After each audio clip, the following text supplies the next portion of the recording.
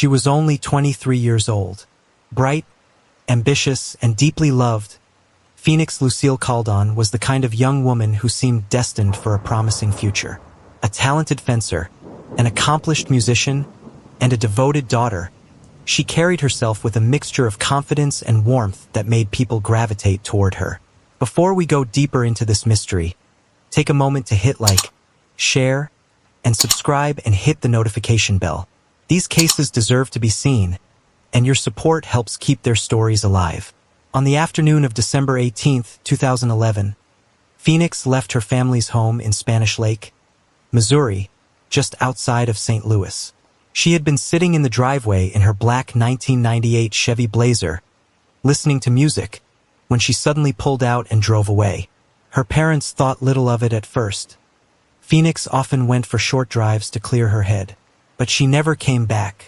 Hours later, her SUV was discovered in East St. Louis, Illinois, just 25 minutes from her home.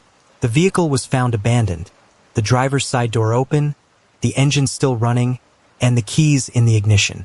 Strangely, Phoenix's purse, ID, glasses, and cell phone were missing. Whoever left the vehicle had walked away or been taken without a trace. What makes this even more disturbing is that her parents were not immediately notified. Instead, the SUV sat in an impound lot for nearly 2 weeks before law enforcement informed the family. By then, any potential forensic evidence, fingerprints, DNA, trace fibers, was likely compromised. For Phoenix's mother and father, Goldia and Lawrence Coldon, this was more than a tragedy. Felt like a betrayal. Phoenix was not the kind of person to vanish without reason. She was enrolled at the University of Missouri, St. Louis, had a supportive family, and had dreams of pursuing a career in law or medicine. To her parents, she was disciplined, reliable, and faithful. That's why her sudden disappearance raised chilling questions. Did she leave voluntarily? Was she kidnapped? Or did something darker unfold in those last moments behind the wheel? The days that followed were a blur of unanswered calls, sleepless nights, and desperate searches. Flyers with Phoenix's picture spread across Missouri and Illinois. Her parents appeared on local television, pleading for information. Yet, despite the odd circumstances, an abandoned car still running in a known high-crime area, the case received very little media attention compared to other missing persons cases at the time. This lack of coverage angered and devastated her family. They felt that Phoenix, a young black woman, was not given the same urgency or spotlight as others who had disappeared under similar conditions. For them, the silence was deafening. More than a decade later, Phoenix Coldon remains missing. And with every year that passes, the questions only multiply. What really happened that December afternoon? And why does it feel like someone wanted her story to disappear just as suddenly as she did? If someone's car was found abandoned with the engine running and the door open, what would be the first theory that comes to your mind? Abduction, voluntary disappearance, or something else? December 18, 2011, began like any other Sunday in the Coldon household. The family had gone to church that morning, as they always did. Phoenix sat with her parents, Goldia and Lawrence, quietly singing hymns and bowing her head in prayer. To anyone watching, she was the picture of a devoted daughter, thoughtful, respectful, and steady in her faith. After church, the Coldons returned home to Spanish Lake, Missouri, a suburban community northeast of St. Louis. The neighborhood was calm, the kind of place where families felt safe, and where neighbors waved to each other across their lawns. Phoenix spent part of the afternoon talking with her parents and relaxing. Nothing seemed unusual, and there were no arguments or tensions. Around 3 p.m., Phoenix slipped outside. She climbed into her black 1998 Chevy Blazer, parked in the driveway, and sat there for a while.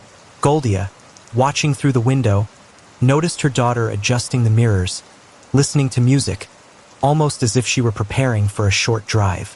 This was not unusual. Phoenix often went for quick rides when she wanted to think. But when she backed out of the driveway and drove away, Goldia assumed she'd be right back. Hours passed. Phoenix did not return. That evening, the Coldons began to worry. They tried calling her phone, but there was no answer. At first, they told themselves she was with friends, maybe delayed, maybe out studying. But as the hours dragged on, a growing dread settled in. Phoenix wasn't the kind of young woman to simply disappear without telling someone. What her parents didn't know was that only about 25 minutes after Phoenix left home, her vehicle would be abandoned in East St. Louis, Illinois, a city notorious for crime and violence. Police found the SUV with the driver's door open, the keys still in the ignition, and the engine running. Inside, investigators noticed something strange. Her personal belongings were gone. No purse, no wallet, no cell phone, no glasses. To make matters worse, her SUV was towed and impounded that same day. For nearly 2 weeks, it sat in that lot before authorities finally notified the Coldon family that it had been recovered. By then, any chance of gathering fresh forensic evidence had likely been lost. Fingerprints faded, DNA samples degraded, tire tracks and footprints from the scene were long gone. The Coldons were devastated. How could their daughter's car be found running and abandoned? And yet, no one told them. How could the police treat her disappearance with such indifference? For Lawrence and Goldia, this failure of communication was more than negligence. It was the first sign of a long battle they would fight, not only to find their daughter, but to be heard. And then came the questions no parent should ever have to ask. Did Phoenix step out of the SUV voluntarily? Was she forced from the car at gunpoint? Did she know the person who approached her that day? The strange absence of her belongings suggested intention, or perhaps a careful staging. The first 24 hours of a missing persons case are the most critical. But for Phoenix, those hours slipped away, wasted in silence, while her car gathered dust in a lot across state lines. If someone you loved vanished and their car was found abandoned but you weren't told for nearly 2 weeks, what would your reaction be toward the authorities? By nightfall on December 18, 2011, the Coldons knew something was terribly wrong. Phoenix had left their driveway that afternoon, and now hours had passed with no word. Goldia dialed her daughter's number again and again, but it went straight to voicemail. Lawrence paced the house, hoping to see headlights pulling back into the drive. But the silence was absolute. That night turned into the longest of their lives. The Coldons stayed up, checking the windows, calling friends, praying for a knock at the door. But Phoenix never returned. By the next morning, panic had hardened into fear. They called police and reported her missing. From the beginning, the family felt a chilling lack of urgency. To them, Phoenix wasn't just another name on a list. She was their only child, their world.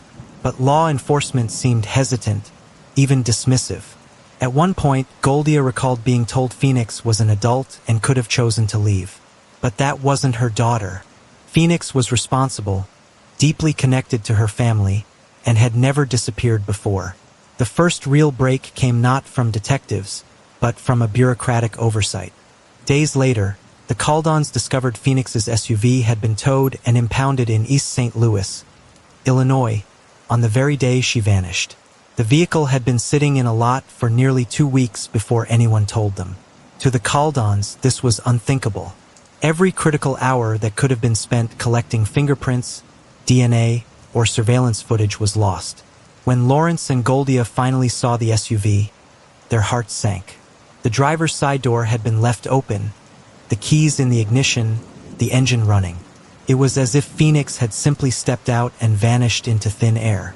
Yet, crucial details were missing: her purse, ID, glasses, and cell phone. To her parents, it didn't add up. Why would she leave behind her car but take the items she needed to navigate the world? The family's frustration with the system deepened. They felt that if Phoenix had been someone else, someone from a wealthier family or a different background, her case would have been plastered across national headlines. Instead, coverage was minimal. News stations offered brief mentions, but there was no flood of reporters, no widespread alerts. Unwilling to accept silence, the Coldons took matters into their own hands. They printed flyers with Phoenix's face, canvassing neighborhoods and posting them on light poles and in convenience stores. They called radio stations, pleaded with journalists, and stood in front of cameras whenever they could. Goldia's steady voice became the family's weapon. "Please, If you know anything, help us bring our daughter home. But the more they pushed, the more resistance they felt. Leads trickled in but went nowhere. Tips were vague, inconsistent, or outright false. One day, someone claimed to have seen Phoenix at a nearby mall. Another caller said she was in Chicago. Each lead sent the family into a cycle of hope and heartbreak, ending in dead ends. Meanwhile, the clock kept ticking. Days became weeks, and weeks became months. For Lawrence and Goldia, the pain was unbearable. Their daughter had vanished in broad daylight, and yet it felt like no one outside their home was listening. If this were your child, and you discovered the police had impounded their car but failed to tell you for 2 weeks, how would you handle it? Would you trust the system, or would you take the search into your own hands? By early 2012, Phoenix Coldon's name had started to spread beyond her neighborhood, but only because her parents refused to stay quiet. Lawrence and Goldia Coldon knew they couldn't rely solely on the authorities. The discovery of Phoenix's SUV sitting for nearly 2 weeks in an impound lot had shaken their trust. If answers were going to come, they would have to fight for them. They launched their own campaign. Flyers with Phoenix's photograph, a bright, confident young woman with a radiant smile, appeared across St. Louis and East St. Louis. Her parents went to churches, schools, and community centers, begging for anyone with information to step forward. They gave interviews to local stations, sometimes standing in front of the very lot where Phoenix's Blazer had been towed, demanding accountability and attention. The response from their community was heartfelt but limited. Neighbors joined searches, volunteers helped distribute flyers, and pastors prayed from their pulpits. But the case still struggled to break through nationally. Goldia often spoke about the disparity. Young women of color like Phoenix simply did not get the same wall-to-wall coverage that other missing person cases received. Despite these obstacles, cracks in the silence began to form. A few larger outlets picked up the story, highlighting the unusual circumstances. An abandoned SUV left running, a young woman gone without a trace, and a family desperate for answers. The details drew comparisons to other high-profile cases, but without the same momentum. For the Coldons, this imbalance felt like another betrayal. Even with the limited spotlight, tips started trickling in. Some callers claimed Phoenix had been seen in nearby cities. Others suggested she might have been forced into human trafficking, a terrifying possibility given East St. Louis's reputation as a hub for such crimes. None of the leads brought Phoenix home, but each one reminded her parents that somewhere, someone knew more than they were admitting. For the Coldons, hope and frustration walked hand in hand. Every day without Phoenix was unbearable, but every interview, every flyer, every vigil was a way of keeping her name alive. "We can't let people forget her," Goldia said firmly. "She is our daughter. She is somebody's friend. She matters." More than a decade later, those words still echo. In the early months, the Coldons had to balance grief with determination. Mourning their daughter's absence while fighting to ensure her case didn't disappear from public memory. Their persistence became the heartbeat of the investigation. Do you think media coverage plays a role in solving cases like Phoenix Coldon's? Why do some disappearances capture national headlines while others, just as mysterious, barely make the news? If you believe stories like Phoenix's deserve attention, take a moment to like, share, and subscribe. Your support helps ensure these families are not left to fight alone, and that their loved ones are never forgotten. As weeks turned into months, investigators knew they had to look beyond the abandoned SUV and Phoenix's last known movements. To understand what had happened to her, they began examining her personal life, her friendships, her studies, and her habits. On the surface, Phoenix was the picture of discipline. A church-going young woman, enrolled at the University of Missouri, St. Louis, and deeply involved with her family. But as detectives and reporters started pulling at loose threads, they discovered things that complicated the picture. First, there was the question of her education. Phoenix had been enrolled at UMSL, but records showed she had quietly withdrawn from classes without telling her parents. For Lawrence and Goldia, this was shocking. They believed their daughter was working toward a degree, preparing for a professional career. Why had she hidden the truth? Then came her personal finances. Investigators found that Phoenix had opened a separate bank account, one her parents knew nothing about. Combined with the fact that she was using a second cell phone, also unknown to her family, these discoveries raised unsettling questions. Was she planning a life they didn't know about? Or were these precautions tied to something darker, like fear or control by someone else? Her parents resisted suggestions that Phoenix was leading a double life. To them, she was still their same responsible, church-centered daughter. But the inconsistencies could not be ignored. Why had she kept secrets? Who else knew about her second phone and bank account? And could those details hold the key to her disappearance? Friends of Phoenix described her as kind and ambitious, but some admitted she carried stresses that weren't always visible. Balancing fencing, music, school, and personal pressures left her stretched thin. Detectives wondered if someone in her social circle knew more than they were saying. The SUV's location in East St. Louis loomed large in every conversation. That area had a reputation for violent crime and human trafficking. Some speculated Phoenix might have been lured or forced into a dangerous situation. Others suggested she could have left voluntarily, driven by pressures her family never fully saw. For the Coldons, every new piece of information was painful.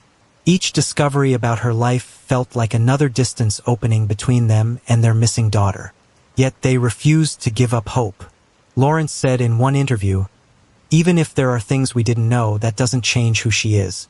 She is our child, and we want her home." The investigation, however, was becoming more complex. Was Phoenix truly the victim of a sudden abduction? Or had she been quietly preparing for a change her family never expected? Do you believe it's possible to really know everything about the people closest to us? Could Phoenix's secrets point to independence, or do they suggest she was hiding from something more dangerous? The revelations about Phoenix's private life hit her parents like a storm. When investigators told them she had withdrawn from the University of Missouri, St. Louis without saying a word, Goldia and Lawrence could hardly believe it. To them, Phoenix was still attending classes, still working toward the future they had all envisioned. Discovering that she had quietly stepped away from school felt like losing another piece of her, another reminder of how little they understood about the days leading up to her disappearance. Then came the information about her finances and her cell phones. Phoenix had opened a bank account her parents knew nothing about. She also maintained a second phone, an object that raised unsettling questions about who she was talking to and why she kept it hidden. For the Coldons, this knowledge was painful. It suggested their daughter had been carrying burdens she hadn't shared, and now those secrets were bound up in the mystery of her vanishing. But instead of deterring them, these discoveries fueled their determination. They doubled down on their search. They organized prayer vigils, handed out more flyers, and made themselves available to every news outlet that would listen. Goldia's steady voice became a rallying cry, while Lawrence pushed tirelessly against the sense of indifference they felt from law enforcement. The family also began exploring theories others had raised. East St. Louis, where Phoenix's SUV was discovered, was well known as a corridor for human trafficking. The idea that their daughter might have been forced into such a nightmare was horrifying, but it could not be dismissed. They met with organizations that tracked trafficking activity and pressed investigators to consider this angle seriously. At the same time, the possibility of voluntary disappearance haunted them. Some pointed to Phoenix's secret phone and her decision to leave school as signs she might have been preparing to start a new life. But to her parents, this theory didn't fit. Phoenix was devoted to her family, anchored by faith, and close to her mother in particular. "She wouldn't walk away without telling us," Lawrence insisted. Their fight was not just against time, but also against fading attention. The longer Phoenix was gone, the harder it became to keep her name in the news. National outlets still largely ignored her case, forcing the Coldons to become their own advocates. They reached out to podcasts, spoke at community events, and made sure no one in the St. Louis area could forget Phoenix's face. Every new piece of information seemed to deepen the mystery rather than resolve it. Was Phoenix's secret life a clue to her disappearance, or a distraction from the real crime? Did she leave the SUV willingly, or was she forced out in those final moments? The lack of evidence left space for speculation, but the truth remained just out of reach. Do you think Phoenix's hidden phone and bank account suggest she planned to leave? Or are they red flags pointing to someone else controlling her life? By the time a year had passed since Phoenix Coldon vanished, the case had reached a painful plateau. Leads had gone cold, and law enforcement offered little in the way of updates. For many families, this is where the silence becomes unbearable. But the Coldons refused to let their daughter's name fade into obscurity. Their persistence eventually drew the attention of journalists and documentary producers who believed Phoenix's case deserved a wider audience. In 2018, Oxygen released a two-part special, The Disappearance of Phoenix Coldon, which investigated her story in depth. For the first time, many viewers across the country learned about the young woman from Spanish Lake whose car was found abandoned in East St. Louis. The special brought new eyes, new speculation, and a surge of public interest. The program revisited the troubling timeline. Phoenix leaving home on December 18, 2011, her vehicle discovered within hours, and her family not informed for weeks. It also dove deeper into her personal life, confirming the existence of her second cell phone, the bank account, and her decision to leave the University of Missouri, St. Louis, without telling her parents. These details painted a more complicated portrait of Phoenix than the one her family had always known. The Coldons participated in the program, not because they enjoyed reliving their pain, but because they hoped visibility might spark new leads. Goldia spoke candidly about the frustration of learning about her daughter's secrets only after she vanished. Whatever Phoenix was dealing with, she said, she should have known she could tell us. We would have stood by her no matter what. The special also highlighted a theory that had lingered since the earliest days: human trafficking.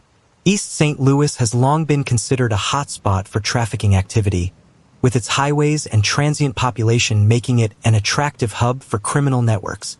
Experts interviewed for the program explained how young women could be lured or taken with alarming speed, sometimes vanishing into systems that make them nearly impossible to trace. For many viewers, this possibility was the most chilling explanation of all. But the Oxygen documentary also introduced another possibility: that Phoenix had been living with more stress and inner conflict than anyone realized.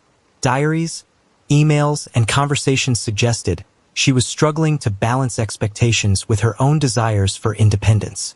While some interpreted this as evidence she might have chosen to disappear, others saw it as proof she was vulnerable to exploitation. The renewed attention did what the Coldons had prayed for. It reignited conversation about Phoenix. New tips came in, though many led to dead ends. Still, the family felt encouraged. Every mention of Phoenix's name was a reminder that she mattered, and that her story was not forgotten. Do you believe media specials like the Oxygen program actually help uncover new leads? Or do they simply reopen wounds for families still searching for answers? For most families of the missing, time is the cruelest enemy. Every day without answers deepens the ache, and every month that passes risks erasing a loved one's story from public memory. For Goldia and Lawrence Coldon, keeping Phoenix's name alive became both a mission and a battle. After the Oxygen special aired in 2018, the Coldons saw a surge of support. Strangers wrote letters of encouragement. Advocates for missing persons offered resources. Tips began to trickle in from viewers who thought they had seen Phoenix in different cities. One caller swore she had spotted her at a gas station. Another said she resembled a woman traveling with a group across state lines. Each lead brought a flicker of hope, though most ended in disappointment.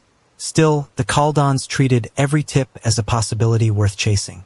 The family also began speaking more publicly about disparities in missing persons coverage. Goldia often pointed out how cases involving young black women rarely received the same urgency or national attention as others. If Phoenix had looked different, she told one reporter, I believe people would have been searching harder from day one. This hard truth resonated with many who saw her fight not just for her daughter, but for justice and visibility for countless other families. Even with the renewed attention, the investigation itself seemed stagnant. Police had no suspects, no confirmed sightings, and no physical evidence beyond the SUV abandoned in East St. Louis. The second phone and bank account raised questions but provided no clear answers. Theories swirled: trafficking, voluntary disappearance, foul play, but none could be confirmed. Despite this, the Coldons refused to give up. They continued organizing prayer vigils, attending missing persons events, and speaking with anyone willing to amplify their daughter's story. For them, hope was an act of resistance. "We can't stop searching," Lawrence said, "because if we stop, then it's like saying she doesn't matter. And she does." Their persistence inspired others in the St. Louis community to rally around them. Volunteers helped distribute flyers even years after Phoenix's disappearance. Churches offered support. Advocacy groups placed Phoenix's face on billboards, reminding drivers on busy highways that someone's daughter was still missing. As 2020 approached, nearly a decade since Phoenix had last been seen, the family's determination had not wavered. What they wanted most was simple: the truth. Where had Phoenix gone after she left the driveway that December afternoon? Who was the last person to see her alive? And why did her trail go cold almost immediately after her SUV was discovered? Do you think the lack of answers in Phoenix Coldon's case is due more to investigative failures? Or do you believe her disappearance was planned in a way that makes it nearly impossible to solve? If you've been following Phoenix's story and believe every missing person deserves to be searched for with the same urgency, please like, share, subscribe, and hit the notification bell. Your support helps push these stories into the light where they cannot be forgotten. By the time the first anniversary of Phoenix Coldon's disappearance arrived in December 2012, her family had already learned what many families of the missing come to understand. The world moves on, but they cannot. For the Coldons, the one-year mark was not just a date on a calendar. It was proof that time had passed without the answers they so desperately needed. They organized a vigil near the place where Phoenix's SUV had been found. Candles flickered against the winter air, friends and neighbors gathered to pray, and the Coldons once again pleaded for information. Goldia spoke softly to the crowd, her voice trembling but firm. "If anyone knows anything, please come forward." Each word was both a cry for help and a promise that they would not let their daughter's name fade. As the years went on, these vigils became annual rituals. Every December, the Coldons gathered with supporters to mark another year without Phoenix. Each vigil carried the same mixture of grief and defiance. Grief that she was still gone, and defiance that her family refused to give up. For Lawrence, the act of speaking her name aloud was a way of keeping her alive in the minds of others. "She's not just a case," he said. "She's our child."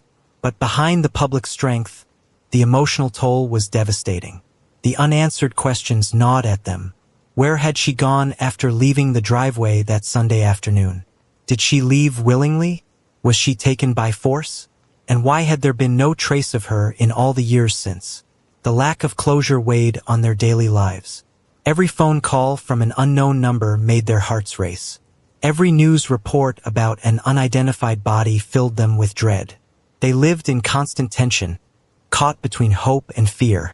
Hope that she might still be alive somewhere. Fear that the truth, when it finally came, would be unbearable. The vigils also highlighted the role of community. Friends, church members, and strangers stood alongside the Coldons year after year, ensuring they did not carry their burden alone. Each gathering was a reminder that while the system might have failed them, people had not. Compassion could not solve the mystery, but it kept the family going. As the 10th anniversary approached in 2021, the weight of time was impossible to ignore. Phoenix had been missing longer than she had lived under her parents' roof.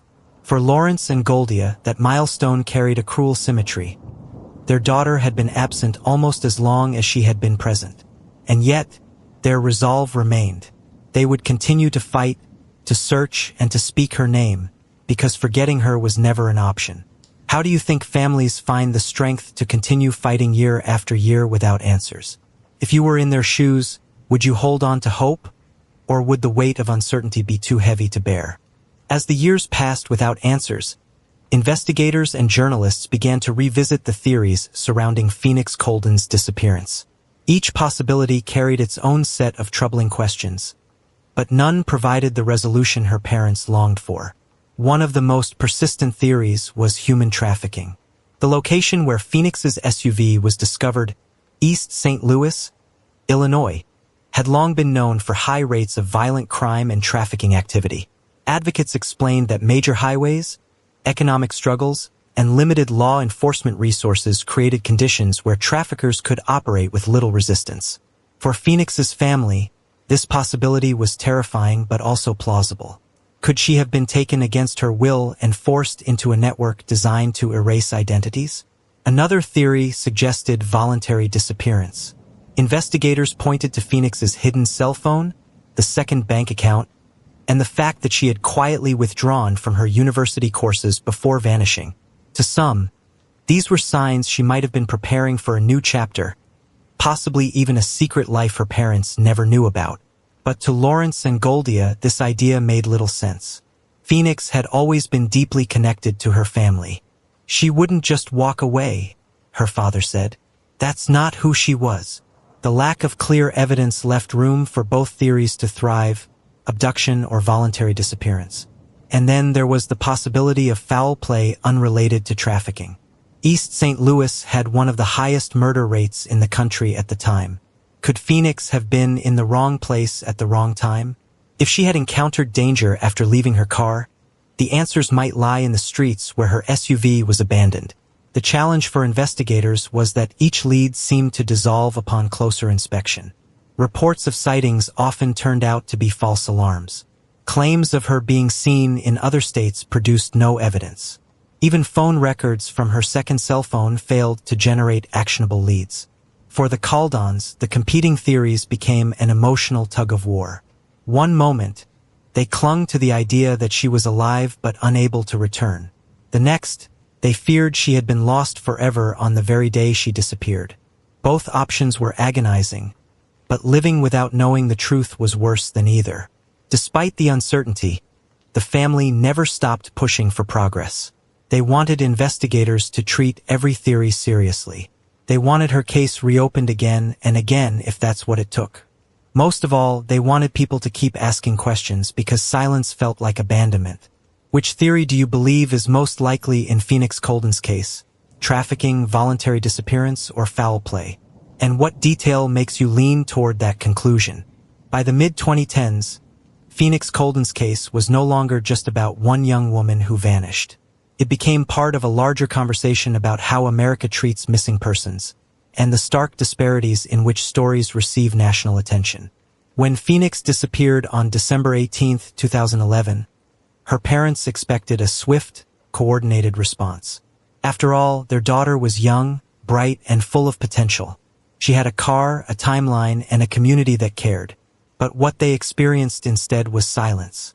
Her SUV sat in an impound lot for nearly 2 weeks before anyone told them. Leads went cold without follow-up. Local coverage was limited, and national outlets barely touched her story.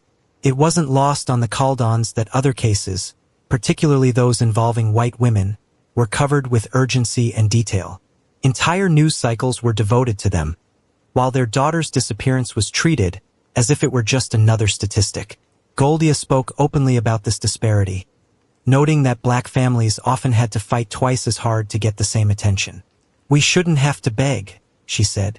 "Every missing person matters." Journalists and advocates began to echo this point.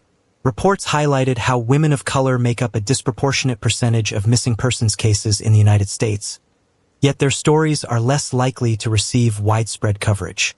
Phoenix's disappearance became an example cited in articles, documentaries, and advocacy campaigns, pushing for equal treatment in the search for the missing. At the same time, her family continued to press forward. They organized vigils every year. They reached out to advocacy organizations, spoke on radio shows, and made sure her photo circulated long after the first headlines faded. Each effort was both for Phoenix and for other families who felt similarly overlooked. The renewed attention occasionally brought tips, but none that cracked the case. The theories remained the same: trafficking, voluntary disappearance, or foul play. What changed was the context. Phoenix's story began to symbolize not just the mystery of one disappearance, but the failure of a system that too often left families like the Coldons searching alone. For Lawrence and Goldia, this recognition was bittersweet. They wanted people to know their daughter's name, to speak it with care, and to demand answers. But they also wished she had never needed to become a symbol of injustice in the first place. Do you think public pressure and media coverage can force authorities to act differently in missing persons cases? Or do you believe the system itself needs to be rebuilt to prevent families from feeling abandoned? On December 18, 2021, 10 years had passed since the day Phoenix Coldon disappeared. For most people, 10 years is enough time for a child to grow into a teenager, for a student to finish school, for a family to move through life's milestones. For the Coldons, it was 10 years of waiting, wondering, and carrying the same unanswered questions they had on that first winter night in 2011. At the vigil marking the decade, Goldia stood before the small crowd that had gathered. The candles lit against the cold air mirrored the ones from every December since Phoenix vanished. Her voice trembled, but her words carried power.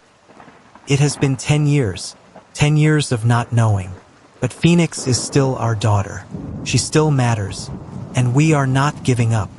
For Lawrence, the anniversary was a painful reminder of the life milestones Phoenix had missed. She would have been 33 years old, perhaps married, perhaps a mother, perhaps pursuing the dreams she once talked about so passionately. Instead, her parents were left to imagine what might have been. The 10-year mark also brought renewed media attention. Journalists revisited her story, highlighting the lack of answers and the larger issue of missing women of color. Advocacy groups pointed to Phoenix's disappearance as a symbol of how cases can be forgotten unless families fight endlessly to keep them alive. For the Coldons, the attention was welcome, but it was also a reminder that the story remained unresolved. 10 years of silence from investigators had not dimmed their determination. They still pressed for leads, still kept her photo circulating, still believed someone, somewhere held a piece of the truth.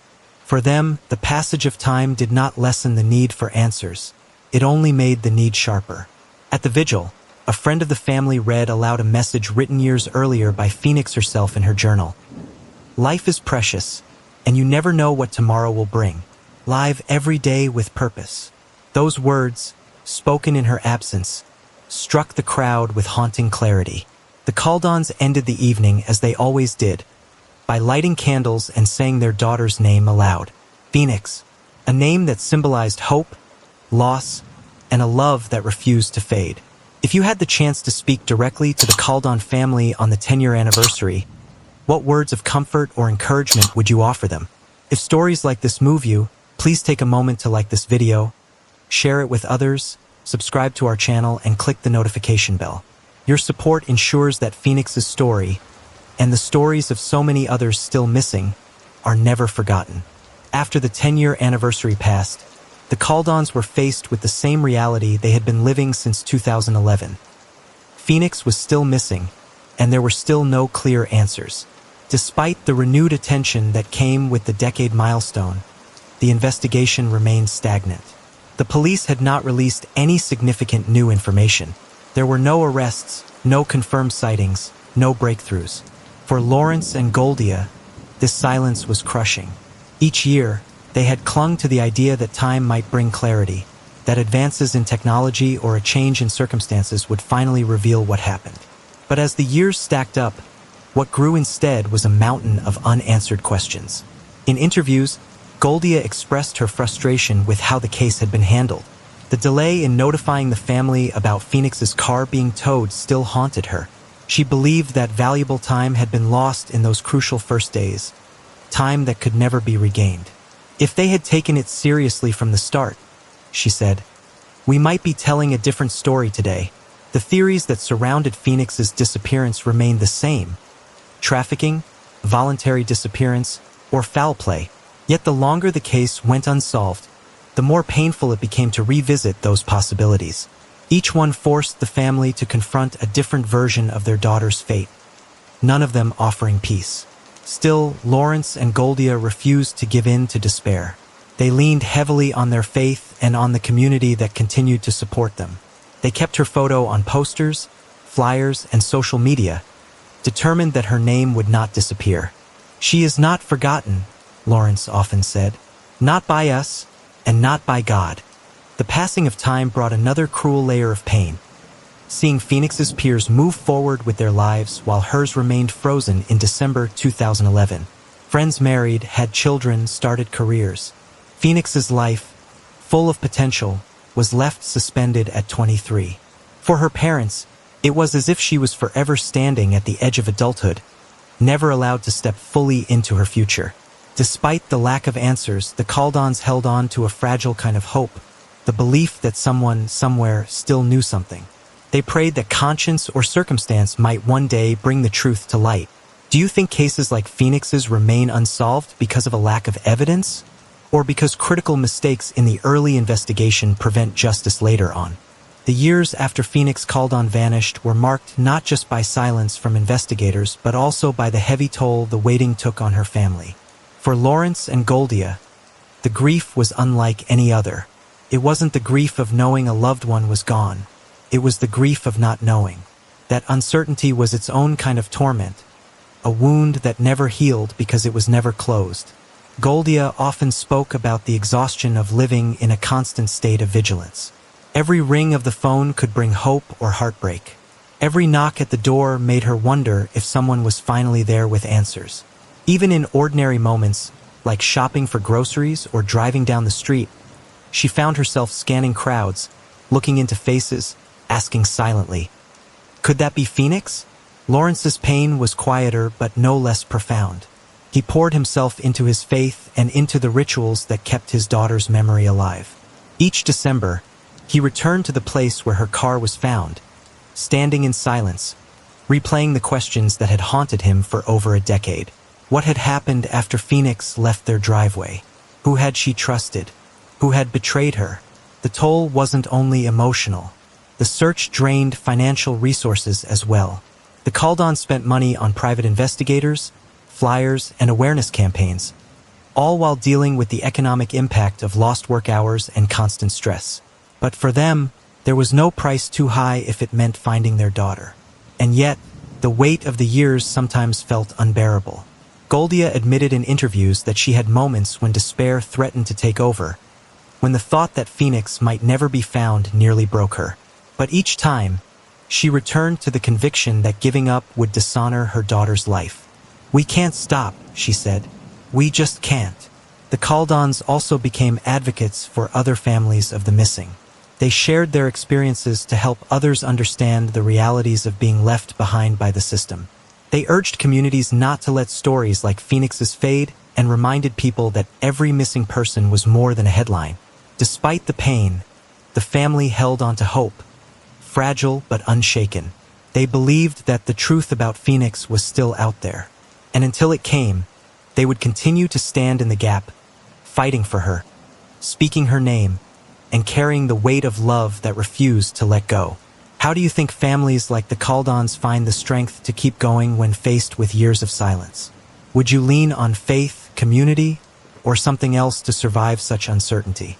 By the mid-2010s, Phoenix Coldon's case began to gain traction beyond Missouri and Illinois. What had once been a mostly local story started to appear in national conversations, thanks in part to advocates, journalists, and families of other missing persons who refused to let her name disappear. In 2018, her story reached a wider audience when it was featured in a BET documentary series titled Finding Justice. The program dedicated an episode to Phoenix's disappearance, examining not only the details of her case, but also the systemic issues that had contributed to its stagnation.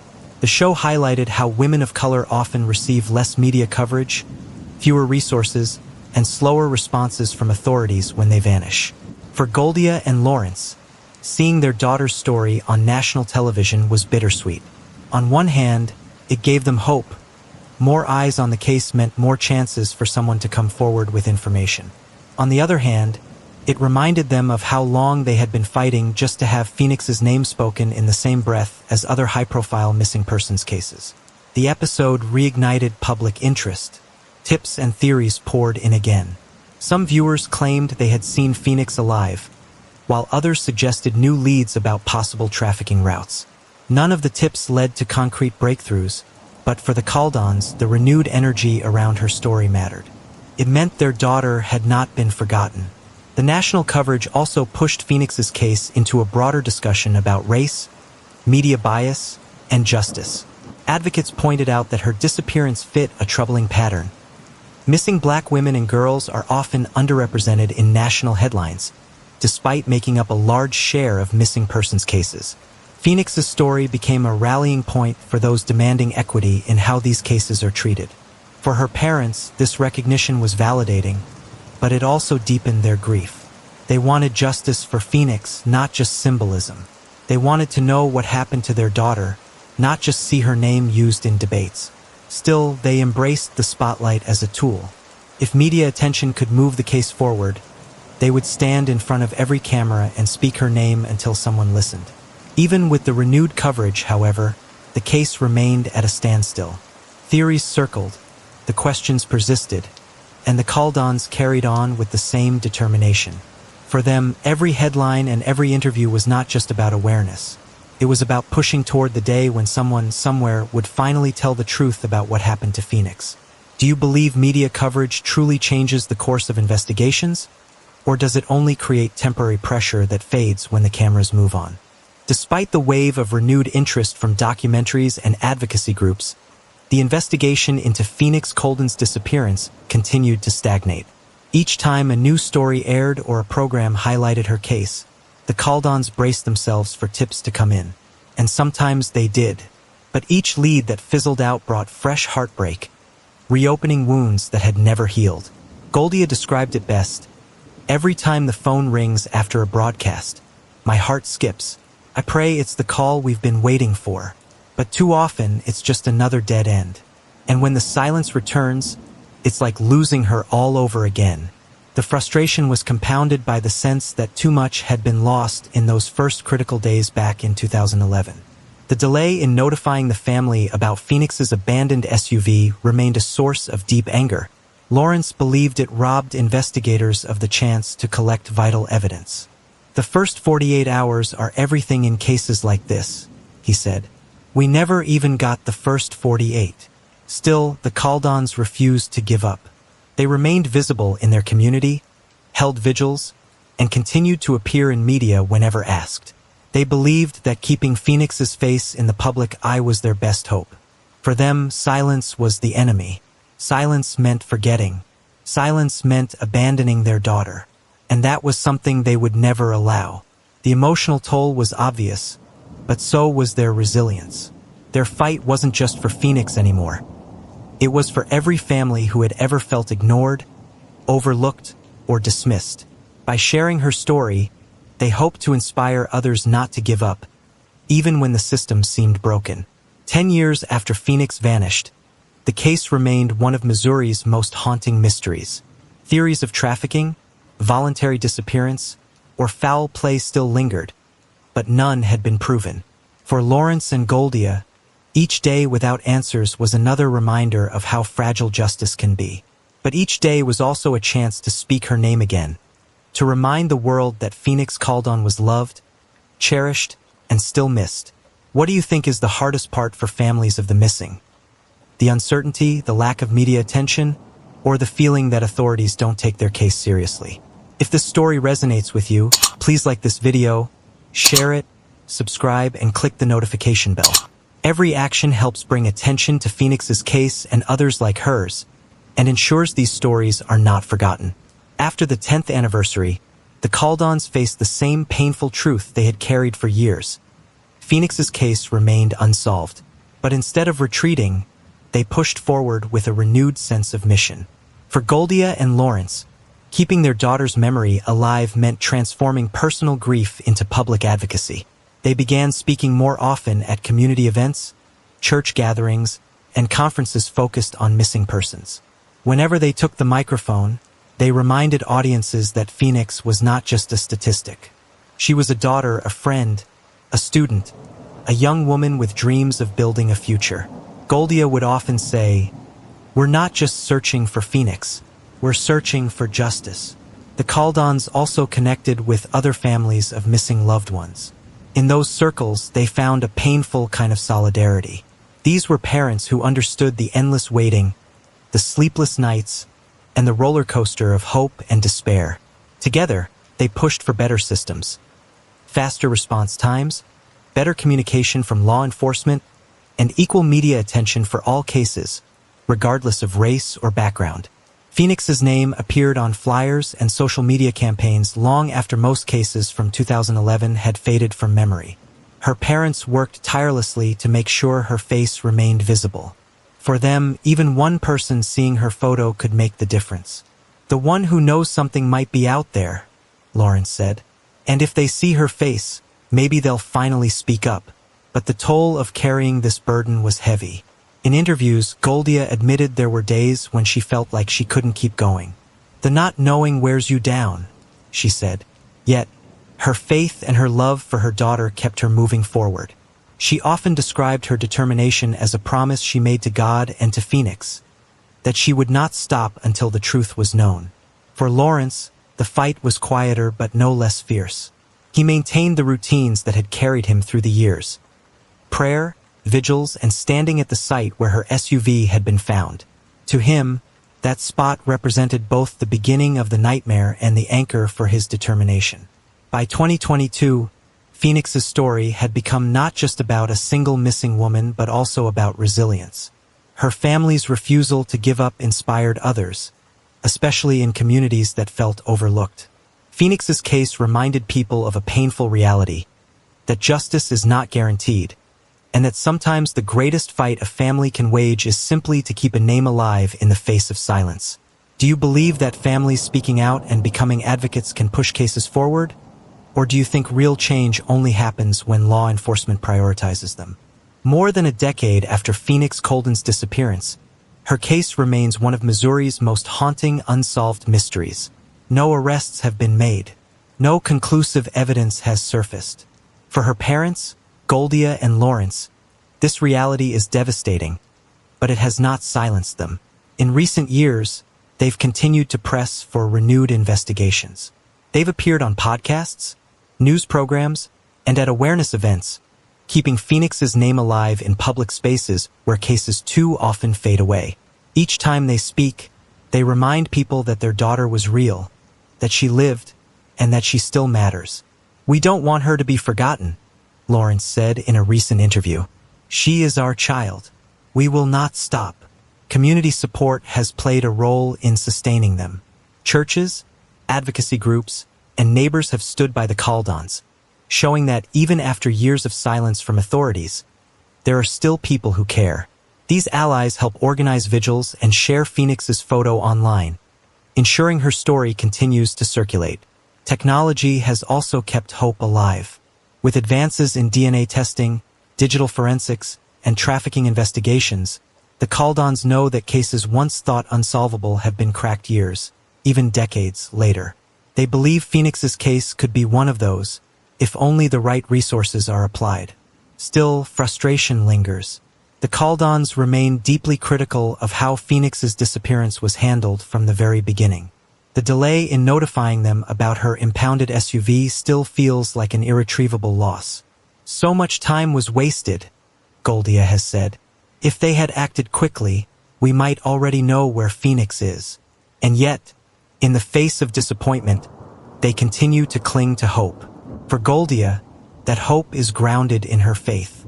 She believes that God knows exactly what happened to her daughter, and that in time, the truth will come to light. For Lawrence, hope comes from persistence. The idea that if they keep speaking, keep pushing, and keep Phoenix's name alive, someone will eventually break their silence. Every December, they still gather with candles and prayers. Each flame lit is a symbol of a life interrupted and a love that refuses to fade. Phoenix remains missing, but in her parents' hearts, she is always present. Do you believe advances in technology, like DNA databases and digital forensics, could one day unlock the truth about Phoenix's disappearance, even after all these years? Phoenix Coldon's disappearance has become more than a family tragedy. It has become part of a larger, painful conversation in America. Advocates for missing persons have pointed to her case as an example of how disappearances of young black women often receive less media attention than others. For years, her story struggled to break into national headlines, even though the circumstances, a 23-year-old woman vanishing in broad daylight, her car abandoned with the engine running, were deeply alarming. This lack of attention has fueled frustration not only for her parents, but for communities across the country who see patterns of neglect. Goldia and Lawrence Coldon have said many times that if Phoenix had looked different, her case may have been handled differently. "We feel like her life wasn't valued the same," Lawrence once said. Their words echo the sentiments of countless families facing similar struggles.